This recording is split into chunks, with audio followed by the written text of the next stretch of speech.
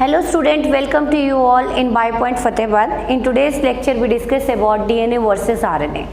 हम previous lecture में discuss कर चुके हैं बच्चों डीएनए के बारे में, आरएनए के बारे में and most important search of genetic material के बारे में।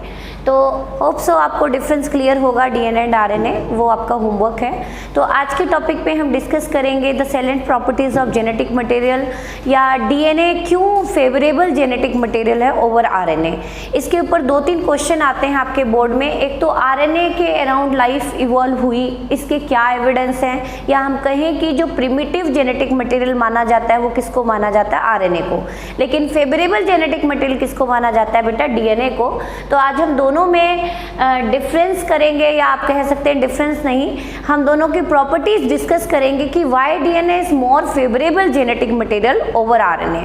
तो first in today segment we discuss about only 3 question कि why DNA is stable over RNA, second why RNA evolved earlier than DNA, what are the evidence to prove RNA evolved earlier than DNA. So now first of all come over the question before going over the lecture.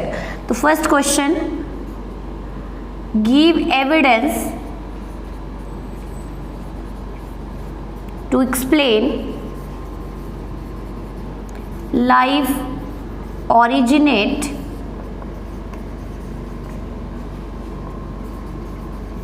around RNA, और आप कह सकते हो कि RNA is primitive genetic material,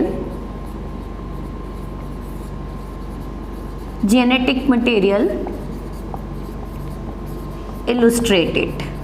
what are the reason कि आपने कैसे माना कि आरएनए प्रिमिटिव जेनेटिक मटेरियल है, इसके पीछे क्या क्या एविडेंस दे सकते हैं। डायरेक्ट हम क्वेश्चन ही डिस्कस करने वाले हैं आज के लेक्चर में। तो फर्स्ट रीजन कि आरएनए के पास फ्री हाइड्रोक्सिल ग्रुप होती है at 2' position, as we discuss in the structure of ribose which is the monomer unit of ribonucleotide. तो first reason is presence of free या presence of free hydroxyl group at 2' position, जिसकी वजह से RNA किसकी तरह behave करता है बेटा, due to this RNA behave as biocatalyst. Catalyst क्या होते हैं, which increase the rate of reaction. तो आरएनए किसकी तरह बिहेव करता है, biocatalyst. And what are the reason behind biocatalyst, it is of due to presence of free hydroxyl group. For example ribozyme,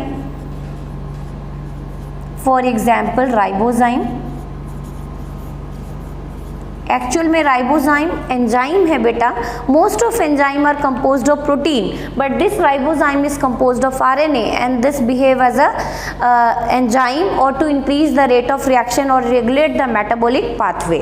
तो ribozyme is a type of enzyme, a type of specialised enzyme composed of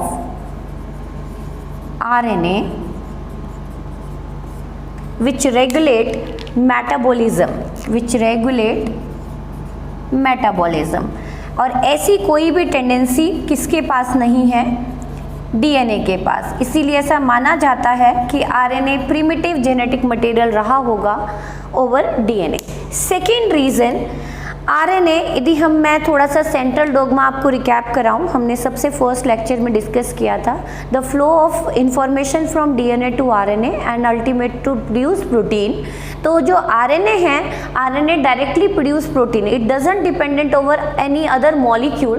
that's why the second reason कि RNA directly express करता है। Second, RNA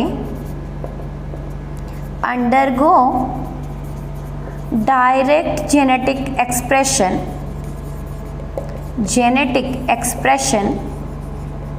means RNA not dependent over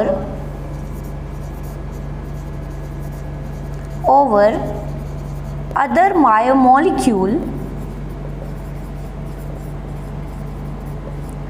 for protein or polypeptide synthesis, that is translation.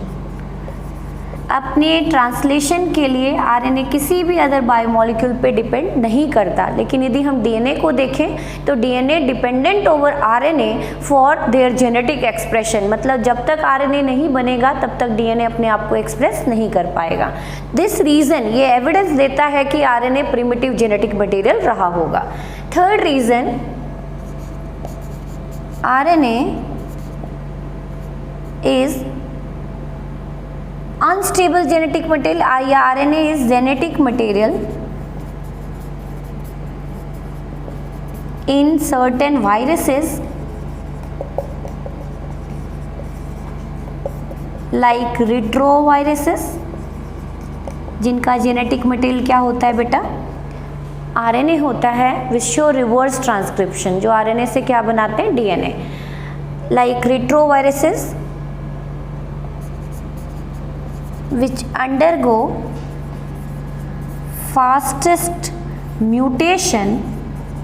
Why it undergo fastest mutation? Because it is unstable, having free hydroxyl group and second presence of uracil instead of thymine, which undergo fastest mutation, which fasten the rate of evolution.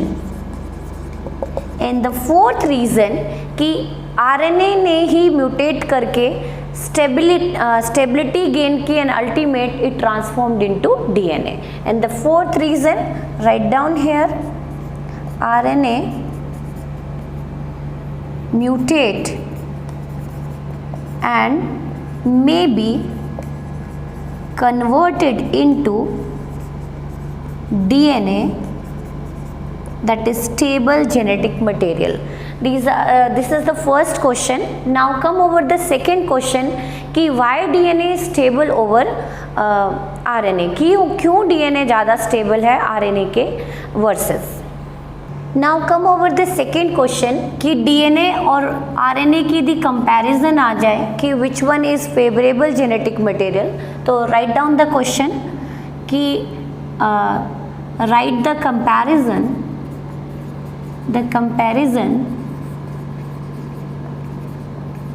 of DNA and RNA with respect to genetic material.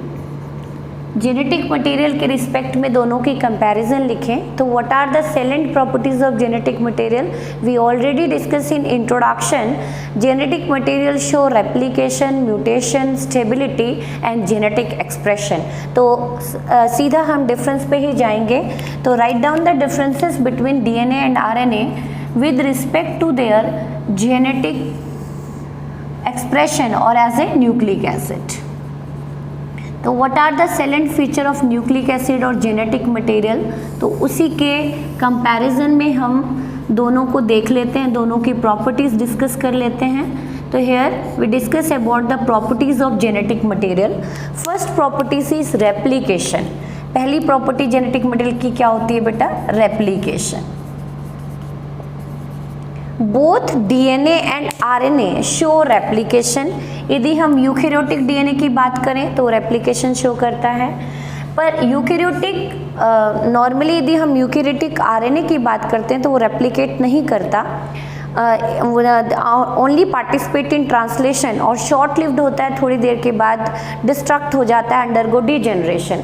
लेकिन यदि हम genetic material के respect में देखें, जैसे viruses के अंदर RNA genetic material है, तो they must replicate. What do you mean by replication? Copying, अपनी कॉपी बनाता है ये. The second property of genetic material with respect to DNA and RNA is mutation. Mutation, both show mutation, DNA as well as RNA, but the mutation rate is comparatively faster in RNA. But the rate of mutation, write down, rate of mutation is comparatively higher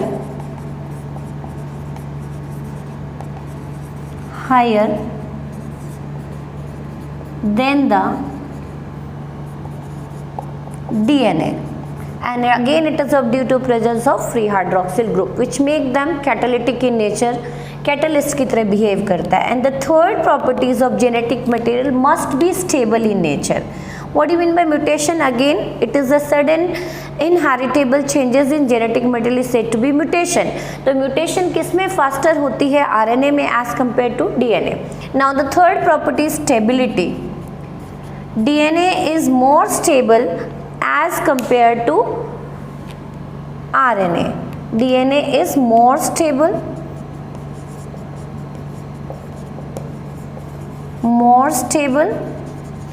reason हम discuss करेंगे next question में. More stable genetic material, whereas the stability of RNA is very poor stability or very least stability. And what are the reason behind unstable? वो हम next question में discuss करेंगे बेटा. And the last properties of genetic material is genetic expression. Each nucleic acid or genetic material must express themselves via forming protein. तो जो genetic expression है वो DNA में सेल्फ नहीं होती, it is dependent over RNA.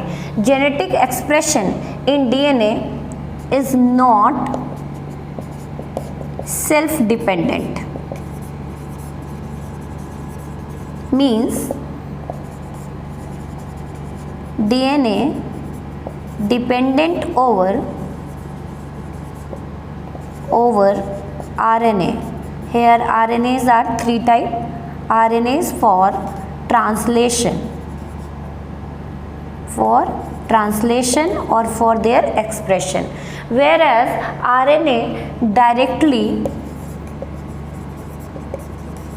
undergo translation and produce protein or polypeptide. These are the certain feature which make DNA and RNA as a genetic material, but here we consider or compare the DNA versus RNA as a genetic material. So DNA is here favorable genetic material over RNA. क्यों favorable है? कि replication चलती है DNA में, second mutation भी slow है और heritable है, इनहेरिटेबल इन नेचर, स्टेबल है, और थर्ड मोस्ट इंपॉर्टेंट कि डीएनए क्या है बेटा? स्टेबल. ओनली जेनेटिक एक्सप्रेशन जो फीचर आप देख रहे हो वो आरएनए को सुपीरियर बनाता है किसके ऊपर? डीएनए. तो out of 4 feature only 1 superior feature is shown by RNA. That's why in higher organism या in most of organism the criteria of genetic material is fulfilled by DNA rather than RNA. तो now come over the last question of this segment, comparison or why DNA is more stable as compared to RNA.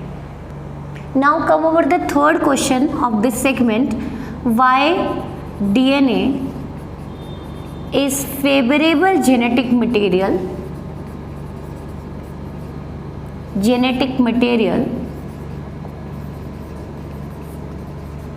over RNA. क्यों favourable genetic material है over RNA? तो it is of due to following reason, and the most important reason कि DNA is stable in nature.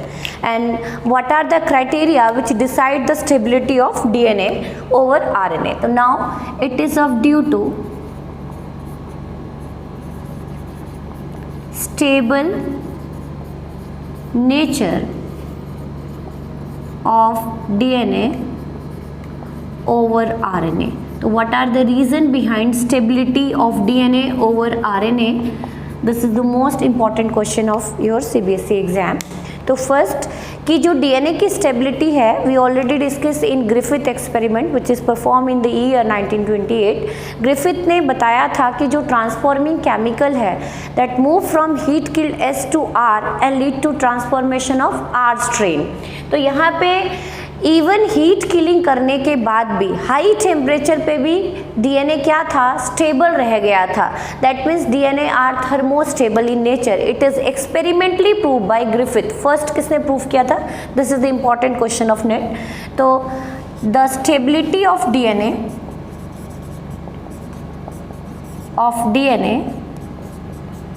experimentally proved by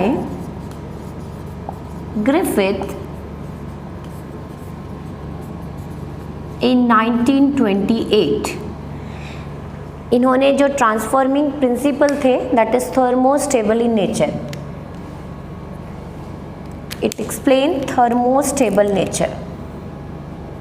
thermostable in nature. Why it is thermostable nature? It show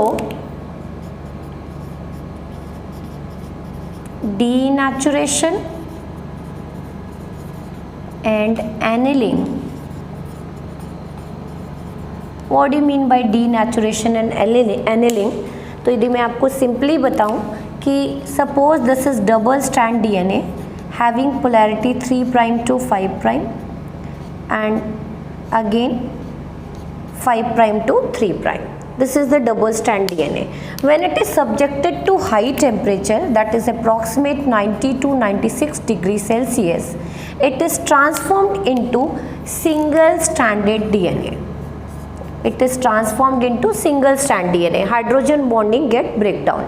तो यहाँ पे आप क्या देख रहे हैं कि जब आप डबल स्ट्रैंड डीएनए को हाई टेम्परेचर दे रहे हो तो it finally transform into single strand DNA and that process is said to be denaturation और मेल्टिंग ऑफ डीएनए. डीनेचुरेशन और melting of DNA.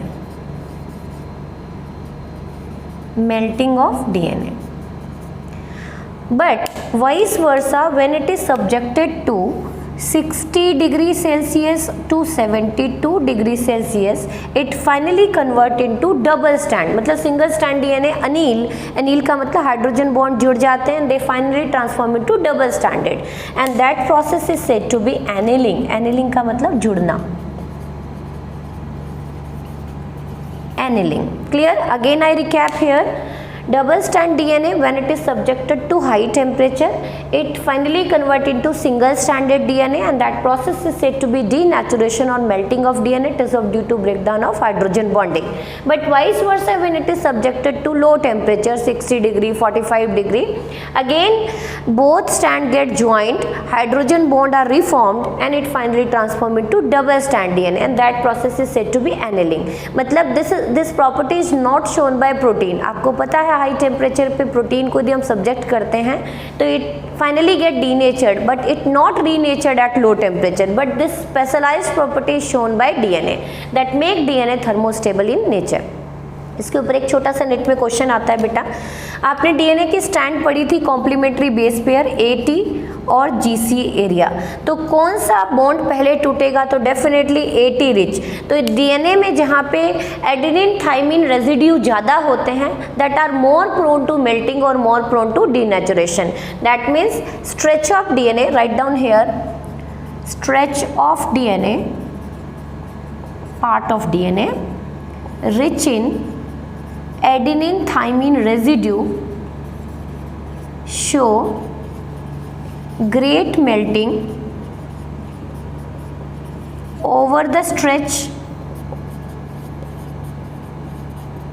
rich in GC base pair. Clear? GC residue write down here. तो यदि हम बात करें DNA के part की तो जो adenine thymine residue rich area है they are more prone to melting as compare to the area rich in G और सी बेस पेयर, क्योंकि जी और सी में triple hydrogen bond are formed where as in adenine thymine only 2 hydrogen bond are formed. तो आपसे पूछा जाए denaturation annealing, hope so clear होगा आपको.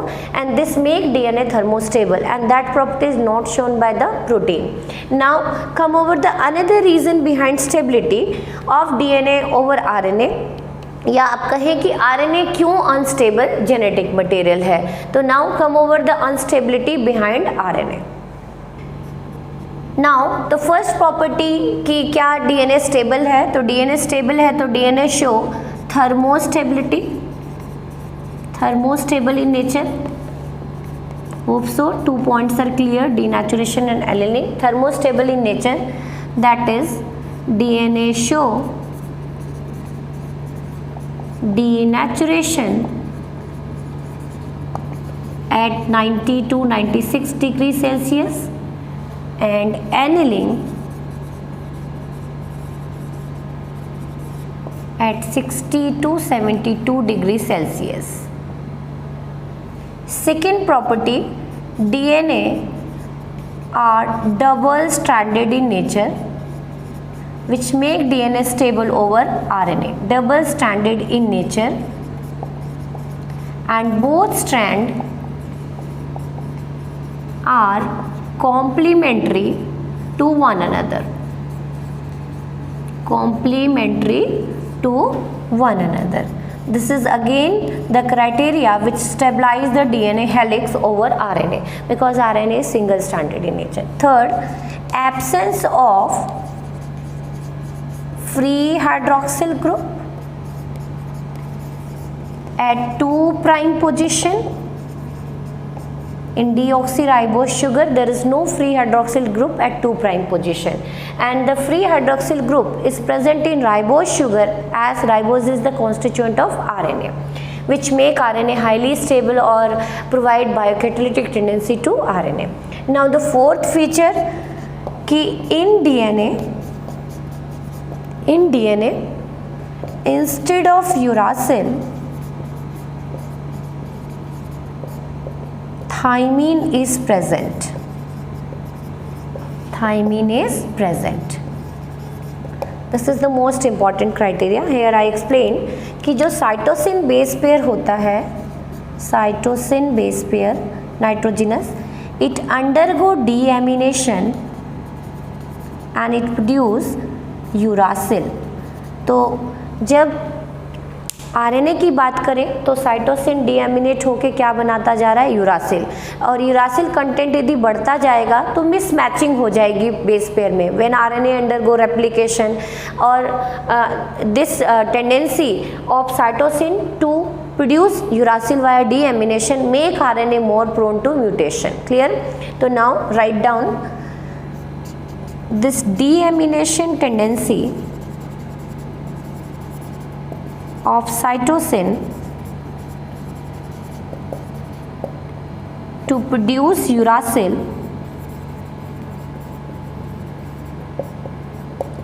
it make RNA